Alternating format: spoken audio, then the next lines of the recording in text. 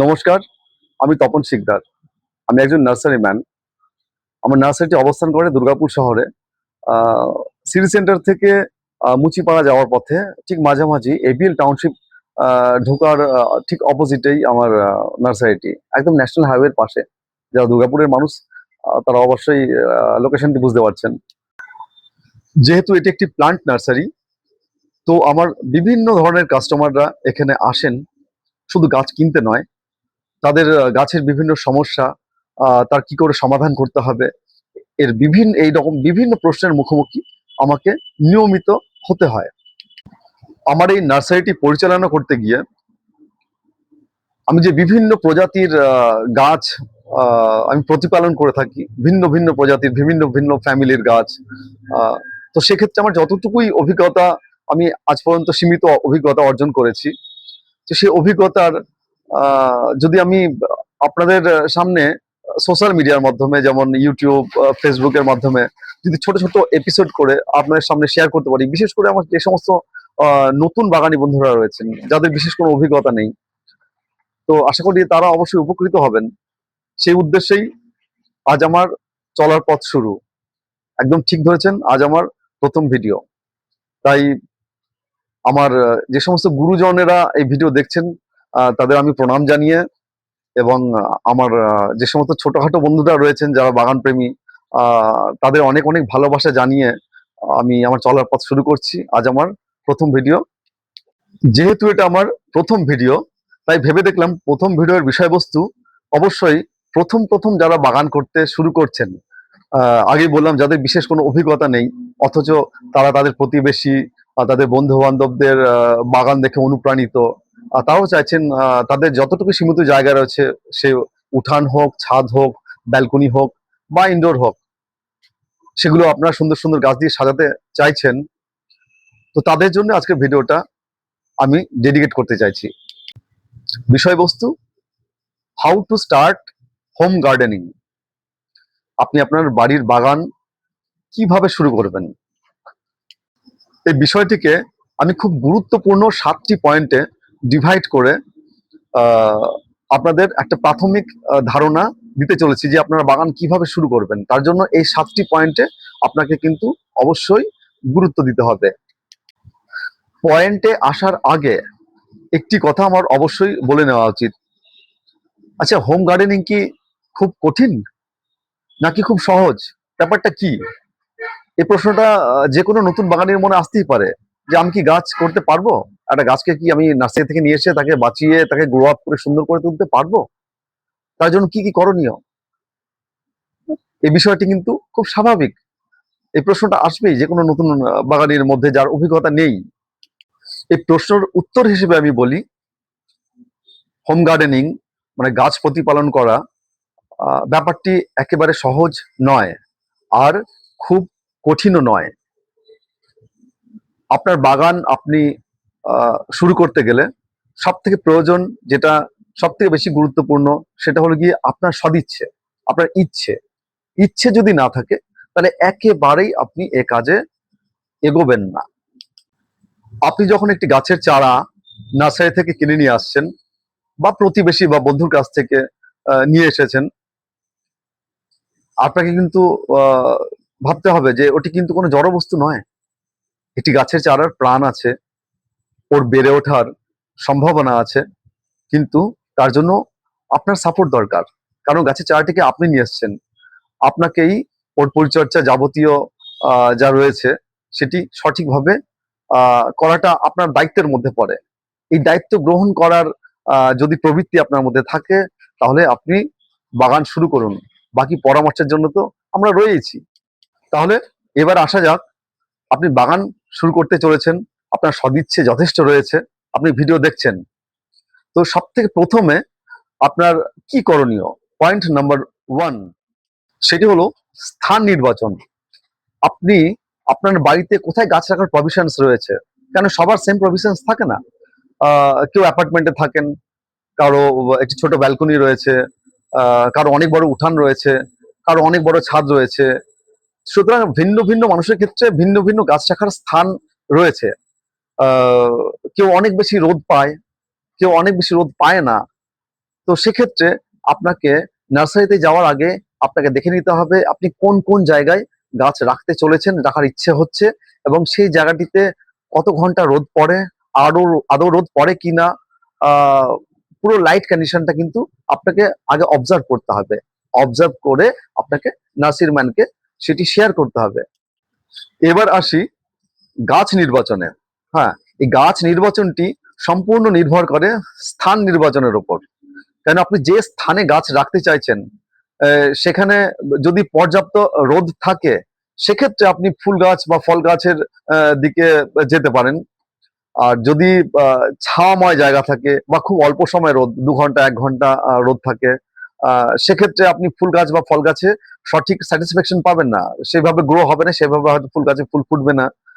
কারণ ফুল গাছ বা ফল গাছ গ্রো হতে গেলে বা ওর থেকে ভালো পারফরমেন্স পেতে গেলে অ্যাটলিস্ট 4 থেকে 5 ঘন্টা সরাসরি রোদ পড়তে হয় গাছের ওপর, তবেই সেই গাছটি সঠিকভাবে পারফর্ম করে। যদি আপনার নির্বাচিত স্থান ছায়াময় হয়, যদি শেডি এরিয়া হয়, ধরুন 2 ঘন্টা 1 ঘন্টা রোদ আসে, বাকি সারাদিন ছাওয়া, এনাফ ব্রাইট লাইট রয়েছে, অনেক উজ্জ্বল প্রাকৃতিক আলো রয়েছে, এনাফ ভেন্টিলেশন রয়েছে, সেক্ষেত্রে আপনি বিভিন্ন রকম পাতাবাহার আপনি গ্রো করতে পারেন।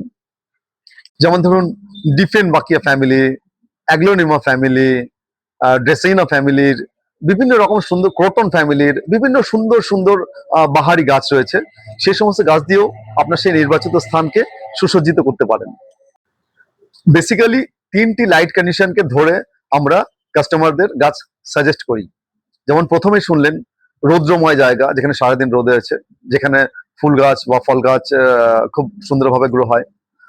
সেকেন্ড কন্ডিশনটি ছিল আপনার সেমি শেড, যেখানে আধো আলো, খুব একটা রোদ নেই, অল্প কিন্তু এনাফ ব্রাইট লাইট রয়েছে, সেটি হলো সেকেন্ড কন্ডিশন, যার জন্য আমি অলরেডি সাজেস্ট করেছি এই ক্রোটন ফ্যামিলির, ডিফেনবাকিয়া ফ্যামিলির, ড্রেসিনা ফ্যামিলির, অ্যাগ্লোনিমা ফ্যামিলির বিভিন্ন ধরনের গাছ।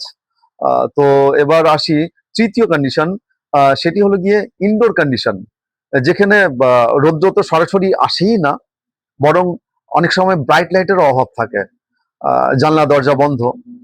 আহ, আমাদের ইচ্ছে হয়, অনেক সময় ইচ্ছে হয় না যে আমাদের ড্রয়িং রুম, আমাদের বেডরুম বিভিন্ন সুন্দর সুন্দর গাছে আমরা সাজাবো, বাট সেক্ষেত্রে অনেক কমপ্লিকেশন থাকে। তাই আমার নতুন যে সমস্ত গার্ডেনার যারা বিগিনার্স, তাদের আমি সাজেস্ট করব প্রথমেই একেবারে ইনডোর প্ল্যান্টে যাবেন না, প্রথমে ইনডোর প্ল্যান্টটাকে অ্যাভয়েড করুন। তার জন্য আমার বিভিন্ন সাজেশন আমি ফিউচারে দেব। ইনিশিয়াল স্টেজে আউটডোর প্লান্ট বা সেমি শেডের প্লান্ট দিয়ে হাতে খড়ি করুন, ওটা ব্যাপারটা একটু সহজ হয় বুঝতে। হ্যাঁ, পরবর্তী পর্যায়ে ইনডোর প্লান্ট কিভাবে আপনারা আহ, রাখবেন, কিভাবে একটা ইনডোর প্লান্টকে ভালো রাখতে হয়, বা কোন কোন ফ্যামিলির গাছ, কোন কোন শ্রেণীর গাছ ইনডোরে আপনারা রাখলে গাছটি সার্ভাইভ করে এবং কিভাবে রাখলে সার্ভাইভ করে, সে নিয়ে আমার পরবর্তী ভিডিও অবশ্যই থাকবে আমার বিগিনারদের জন্য। সুতরাং আপসেট হওয়ার কিছু নেই, ইনডোর প্লান্ট অবশ্যই রাখা যেতে পারে, কিন্তু পরামর্শ নিয়ে।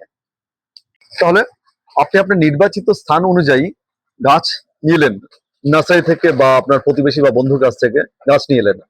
এবার গাছটিতে প্রতিস্থাপন করতে হবে। যদি আপনি গ্রামের মানুষ হন, যদি মাটিতে গাছ লাগানোর প্রভিশন থাকে, সেক্ষেত্রে পটের ব্যাপারটা আসছে না। কিন্তু যারা আরবান এরিয়ার লোক, যারা শহুরাঞ্চলের মানুষ, হ্যাঁ, তাদের সম্পূর্ণ পটের উপরেই নির্ভরশীল। তারা যারা ছাদে গাছ করবেন, ব্যালকনিতে গাছ করবেন, তাদের পট ছাড়া তো উপায় নেই। তাই পটের সিলেকশনটা আমার এই পয়েন্টে আমি বলতে চলেছি। পট কিন্তু অবশ্যই আর্দেন পট, অর্থাৎ মাটির পট দিয়ে আপনারা গাছ করা শুরু করুন। মাটির পটে গাছ করার ক্ষেত্রে বেশ কিছু অ্যাডভান্টেজ রয়েছে। মানে সব থেকে ফার্স্ট প্রেফারেন্স যদি আহ, দেওয়া হয়, যদি চীনা মাটি, প্লাস্টিক আর মাটি, সেক্ষেত্রে মাটি আসবে সব থেকে প্রথমে। মাটির পট খুব সুন্দরভাবে গাছ গ্রো করতে সাহায্য করে। এবার এই তিনটের মধ্যে যদি ডিফারেন্সিয়েট করতে যাই, কেন মাটির পট ভালো, কেন প্লাস্টিকের পট ভালো নয়, সে নিয়ে বিস্তারিত আলোচনা অন্য কোনো ভিডিওতে হবে। বাট প্রাথমিক পর্যায়ে আমার সাজেশন থাকবে গাছ শুরু করুন মাটির পট দিয়ে, এবং তাতেই গাছ সুন্দরভাবে গ্রো হতে সাহায্য করে। এবার আমি যে পয়েন্টে আসছি সেটি হলো কাউন্ট অফ প্লান্ট, গাছের সংখ্যা। আপনি বাগান শুরু করবেন অল্প সংখ্যক গাছ দিয়ে, যেহেতু আপনি নওশিখিয়া, নতুন, আপনার বিশেষ কোনো নলেজ নেই হাউ টু গ্রো প্লান্ট, সেই জন্য আমি সাজেস্ট করব অল্প সংখ্যক 2, 3, 5টা গাছ দিয়ে আপনি আগে শিখুন, আগে বুঝুন কিভাবে গাছটা গ্রো হচ্ছে। আপনি আদৌ পারছেন কি না, না তারপরে সংখ্যা বাড়ানো যাবে। কারণ নার্সারিতে আপনি গিয়ে চমকের মধ্যে পড়ে যাবেন, প্রচুর এত সুন্দর সুন্দর নার্সারিতে বিভিন্ন ধরনের গাছ সাজানো থাকে। সেগুলো দেখে মনে হতেই পারে যে হ্যাঁ আমি সব গাছ নিয়ে চলে যাব। হ্যাঁ, আপনার কাছে টাকা পয়সা অনেক থাকতে পারে যে হ্যাঁ প্রচুর গাছ আপনি কিনে নিয়ে গেলেন, আপনার টাকা পয়সার অভাব নেই, দিয়ে শেষমেশ লেজে গোবরে যদি কেউ করে থাকেন আমার কথা মনে পড়বে। এবার আমি যে পয়েন্টে আসছি সেটি হলো পটিং মিক্স। একটি পটিং মিক্স মানে একটি মিডিয়া আপনাকে তৈরি করতে হবে, যে মিডিয়াতে আপনার গাছটি খুব সুন্দরভাবে গ্রো হবে। এক্ষেত্রে আমি প্রথমে বলে নিই, যারা মাটিতে গাছ পুঁতবেন, যাদের মাটির প্রভিশনস রয়েছে, তারা নার্সারি থেকে যে গাছটি আপনি কিনে নিয়ে এসছেন সেই গাছটির রুট বল কতটা, সেটি কি 4 ইঞ্চিতে আছে না 6 ইঞ্চিতে আছে, সেই অনুযায়ী আপনাকে আগে গর্ত করতে হবে। যদি 4 ইঞ্চিতে থাকে তাহলে আপনি 1 ফুট বাই 1 ফুট একটা গর্ত করুন। আর যদি 6 ইঞ্চিতে থাকে সেক্ষেত্রে আপনি 1.5 ফুট বাই 1.5 ফুট একটি গর্ত বা ড্রিল করুন। গর্তটি করার পরে যে লুজ গার্ডেন সয়েলটি গর্ত থেকে বেরিয়ে এলো, এবার সেটিকে একটা ফার্টাইল মিক্সচারে কনভার্ট করতে হবে।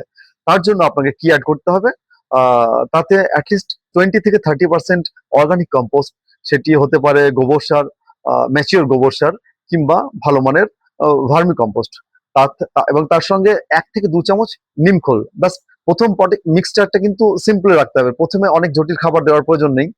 সিম্পলি একটা মিক্সচার বানিয়ে আপনি সেই মিক্সচার দিয়েই আপনি ওই প্লান্টেশনটা গ্রাউন্ডে করতে পারেন।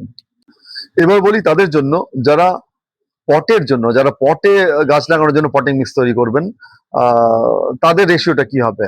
তাদের রেশিওটা কিন্তু যারা গ্রাউন্ডে গাছ লাগাচ্ছেন তাদের থেকে একটু ভিন্ন। সেটা কি, একটা জেনারেল একটা পটিং মিক্স আমি আপনাদের সাজেস্ট করছি। যে পটিং মিক্সে বা মিডিয়াতে জেনারেলি বেশিরভাগ গাছ মানে 80% গাছ যে মিডিয়াতে খুব সুন্দরভাবে গ্রো হবে, সেই মিডিয়ার কম্পোজিশনটা কি হবে সেটি আমি বলি। সেটিতে 40% থাকবে গার্ডেন সয়েল মানে সাধারণ বাগানের মাটি, 30% অর্গানিক কম্পোস্ট। অর্গানিক কম্পোস্ট হিসেবে আপনি গোবর সার ব্যবহার করতে পারেন কিংবা ভালো মানের ভার্মি কম্পোস্ট। এছাড়া আসছে 20% রিভার স্যান্ড, সাধারণ যে বালি দিয়ে আমরা বাড়ি ঠাড়ি তৈরি করতে সিভিল কনস্ট্রাকশনে লাগে সেই বালি, একটু মোটা দানার হলে ভালো হয়। এবং 10% কোকোপিট, হ্যাঁ কোকোপিটের ব্রিক পাওয়া যায়, সেই ব্রিক জলে ভিজিয়ে লুজ হয়ে যায় এবং সেটিকে লুজ পার্টিকেল গুলোকে একটু শুকিয়ে নিয়ে ঝুরঝুরে করে তার 10%, এই হলো গিয়ে মেন কম্পোজিশন। এছাড়া অ্যাডিশনাল 2টি দ্রব্য আমি আরো ওই পটিং মিক্সে মেশাতে বলবো। সেটি হলো গিয়ে প্রথমটি হলো গিয়ে নিমখোল, আর দ্বিতীয়টি হলো ট্রাইকোডার্মা ভিরিডি। কতটা মাপে মেশাবেন না, একটা একটা মাপ ধরে নিতে হবে আমাদের। যেমন ধরুন একটা 8 ইঞ্চি পটিং মিক্সের জন্য 1 চা চামচ নিমখোল এবং 1 চা চামচ ট্রাইকোডার্মা ভিরিডি। নিমখোল হলো একটি জৈব কীটনাশক, যেটি আপনার মাটির যে শেকড় তন্ত্র, যেটি মাটির ভেতরে থাকবে, সেই শেকড় তন্ত্রটাকে কীটপতঙ্গ পোকামাকড় থেকে সেভ রাখবে, সুরক্ষিত রাখবে। এবং ট্রাইকোডার্মা ভিরিডি হলো গিয়ে একটি ছত্রাকনাশক এবং জৈব ছত্রাকনাশক, যেটি আপনার শেকড় তন্ত্রকে ছত্রাক থেকে মুক্ত রাখতে সাহায্য করবে। তাহলে এই সমস্ত দ্রব্য আপনি একসাথে খুব ভালোভাবে মিক্স আপ করে নিন। মিক্স আপটা খুব ভালো হওয়া অত্যন্ত জরুরি। সব মিক্স আপ হয়ে যাওয়ার পর তৈরি হয়ে গেল একটা খুব সুন্দর একটা পটিং মিক্স। মানে একজন নার্সারিম্যান হিসেবে আমি বলতে পারি যে পটিং মিক্সটা আমি আপনাদের সাজেস্ট করলাম, সেটিতে বেশিরভাগ গাছই খুব সুন্দরভাবে গ্রো হয়, আমি কনফিডেন্সের সঙ্গে বলতে পারি। এটি ছিল একটি জেনারেল পটিং মিক্স, যাতে 80%, আমি বারবার বলছি 80% গাছ গ্রো হয়। এছাড়াও রেস্ট 20% গাছ, যেমন ধরুন বিভিন্ন ক্যাকটাস, সাকুলেন্ট, এদের জন্য ভিন্ন পটিং মিক্স, অ্যাডিনিয়াম এর জন্য ভিন্ন পটিং মিক্স, বিভিন্ন প্রিমিয়াম ফিলোডেন্ড্রন, অ্যাগ্লোনিমা গাছ ইনডোর আমরা যেগুলো ব্যবহার করে থাকি, তার জন্য আরো soilless media, soilless potting mix কিভাবে তৈরি করতে হয় সে ব্যাপারে অবশ্যই আমি পরে নিশ্চয়ই বলবো। আপাতত জেনারেল মিক্সের ব্যাপারটা মাথায় রাখুন। এবার আসছি যে পয়েন্টটিতে, সেটি হলো সিকিউর ড্রেনেজ সিস্টেম, অর্থাৎ একটা খুব সুন্দর জল নিকাশি ব্যবস্থা, যেটি হবে আপনার পটের একেবারে তলদেশে। প্রথমত আপনাকে আপনি দেখবেন মাটির পটের নিচে একটি ছিদ্র থাকে, সেই ছিদ্রটিকে আপনাকে ঢাকা দিতে হবে একটি ভাঙা টবের টুকরো বা ভাঙা প্রদীপের টুকরো বা চায়ের ভাঁড়ের টুকরো একটা উপুর করে আপনাকে সেই ছিদ্রটিকে ঢাকা দিতে হবে। এক্ষেত্রে আপনাকে অবশ্যই লক্ষ্য রাখতে হবে আপনি যে বস্তুটি দিয়ে ঢাকা দিচ্ছেন ছিদ্রটিকে, তার পাশে যেন গ্যাপ থাকে, চারিপাশে যেন অল্প স্বল্প করে গ্যাপ থাকে, যেটা দিয়ে সহজে জল পাস হতে পারবে, সেটি কিন্তু আপনি কনফার্ম করবেন। মূলত সিকিউর ড্রেনেজ সিস্টেমের জন্য 3টি লেয়ার করা হয়। যে প্রথমে যেটি বললাম এটি হয়ে গেল ফার্স্ট লেয়ার, আপনি একটা খোলামকুচি বা ভাঙা টাইপের টুকর দিয়ে আপনি ছিদ্রটি ঢাকা দিলেন, হয়ে গেল ফার্স্ট লেয়ার। এবার আসছি সেকেন্ড লেয়ারে। সেকেন্ড লেয়ারে আপনাকে ব্যবহার করতে হবে ছোট টুকরো পাথর। সেটি কিভাবে আপনি পাবেন না, আমাদের বাড়ি প্লাস্টার করার সময় দেখবেন রাজমিস্ত্রিরা বালি চালে নেট দিয়ে, বালি চালার পরে যে পাথরটি বেরোয় সেই পাথর হলো গিয়ে সব থেকে বেশি উপযুক্ত। কিন্তু সেটি যদি অ্যাভেলেবেল না থাকে সেক্ষেত্রে আপনাকে যেমন আমি দুর্গাপুরবাসী, আমার কাছে কিন্তু মোরাম খুব অ্যাভেলেবেল। এটি লাল মাটির দেশ, এখানে মোরাম পর্যাপ্ত রয়েছে। আমরা কি করি না, মোরাম জলে ধুয়ে একদম ওয়াশ করে নিই, একদম সেক্ষেত্রে গোল গোল পাথরের পার্টিকেল আমরা পেয়ে যাই। আর তাও যদি আপনার কাছে না থাকে তাহলে একটা থার্ড অপশন বলি, সেটি হলো গিয়ে, সেটি অবশ্যই থার্ড অপশন। সেটি কি না, ঢালাই করার জন্য যে কুচো চিপস ব্যবহার করা হয়, যে একদম ছোট দানার যে চিপসটা আছে সেটিও কিন্তু আপনি ব্যবহার করতে পারেন। কিভাবে ব্যবহার করবেন না, ফার্স্ট লেয়ার উপরে এক মুঠো দিতে হবে, সেটা বালিচালা পাথর হোক, ধোয়া মোরাম হোক, বা ওই ছোট দানার চিপস হোক, সেটি এক মুঠো দিয়ে সেই খোলাম কুচিটিকে আপনি ঢাকা দিয়ে দিলেন, হয়ে গেল আপনার সেকেন্ড লেয়ার। থার্ড লেয়ারে আপনি দেবেন মোটা দানার বালি, যে বালি দিয়ে প্লাস্টার হয়, বালি তৈরি করতে কাজে লাগে সেই বালি, যেটি আপনি 20% আপনার পটিং মিক্সে ব্যবহার করছেন, সেই এক মুঠো বালি দিয়ে আপনি থার্ড লেয়ারটি দিয়ে দিলেই সম্পন্ন হবে আপনার secure drainage system. Drainage secure করলে কি হয়, তাহলে আপনার টবের মাটিতে বাড়তি জল আটকে থাকবে না, জল বেরিয়ে যাবে। আপনার খেয়াল রাখতে হবে টবের মধ্যে যদি বাড়তি জল আটকে থাকে সেটি শেকড় পচা অর্থাৎ রুট রটের কারণ হয়ে দাঁড়ায়। আমি যে পটিং মিক্সে 20% বালি মেশানোর কথা বলেছিলাম না, বালির গুরুত্বটা আপনি এখন জেনে নিন। এই বালি দেওয়ার কারণে আপনি টবের উপরিভাগে, যখন আপনি গাছে জল দিচ্ছেন টবের উপরিভাগে মাটি শুকোনোর পর, সেই জলটিকে ডিসচার্জ করার জন্যই কিন্তু আমি 20% বালি মেশাতে বলেছিলাম।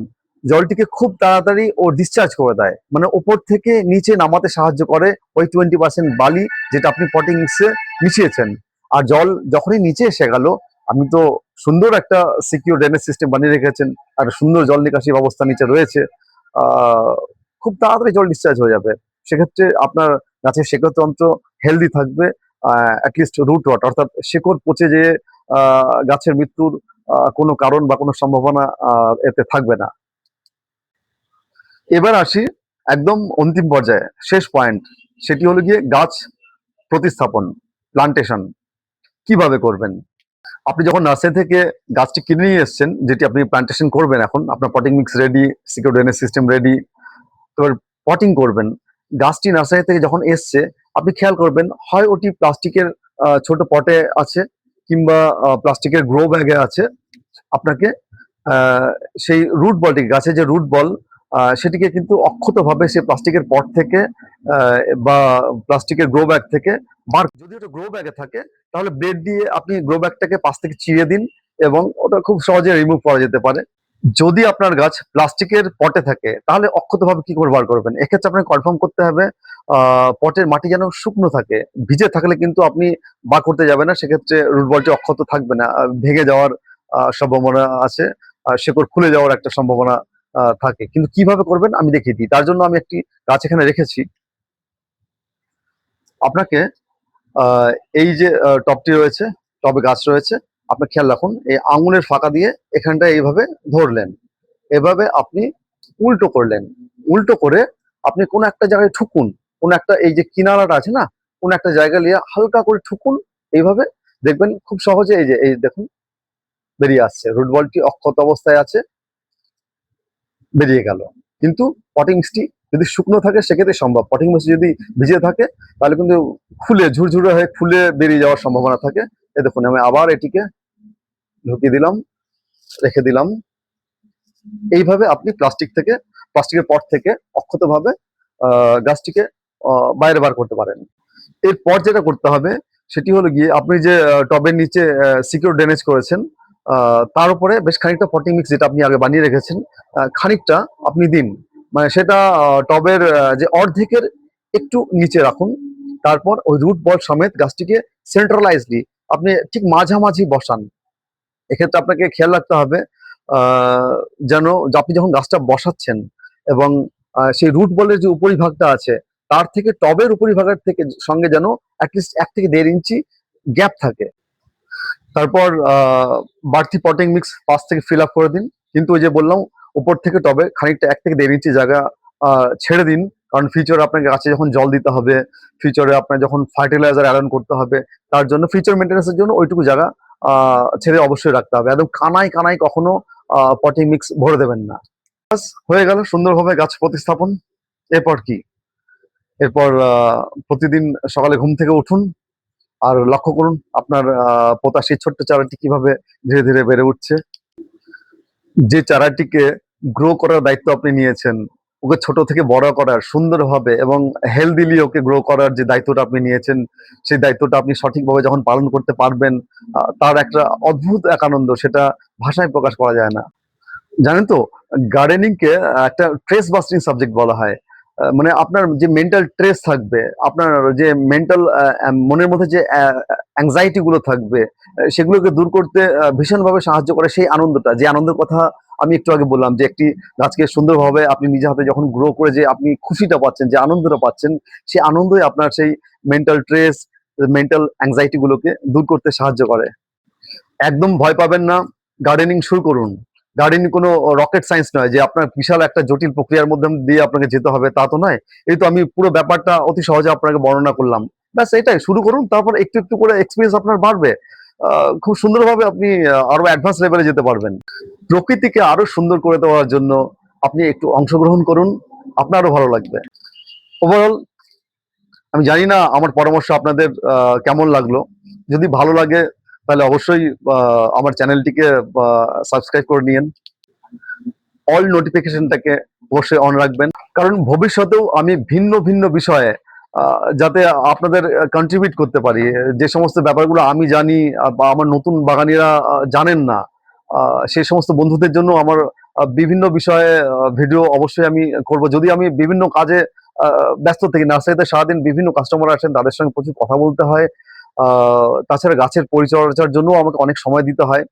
তার মধ্যে আমি অবশ্যই কথা দিলাম সময় বার করে আপনাদের জন্য কিছু না কিছু তো প্রস্তুত করবই। তাহলে আজ এখানে ইতি করি। সবাই ভালো থাকবেন, সুস্থ থাকবেন, আপনাদের গাছগুলোকে ভালো রাখবেন। ব্যাস।